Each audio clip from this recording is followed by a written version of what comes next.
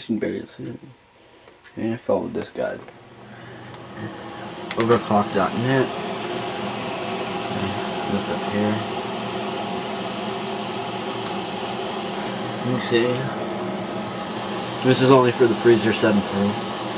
So you just pop this out right here. See, just a little thing right here, and it just slides off. No need for anything. So you guys it routed. Go down. See, it's on my books. You look. It's almost exactly the same. It could be exactly the same. You never know. See? I mean, it's completely hidden. You just see it where it's plugging in at. So, props out to, let's see, Bandit Corolla. Sorry, I can't even speak today. Right.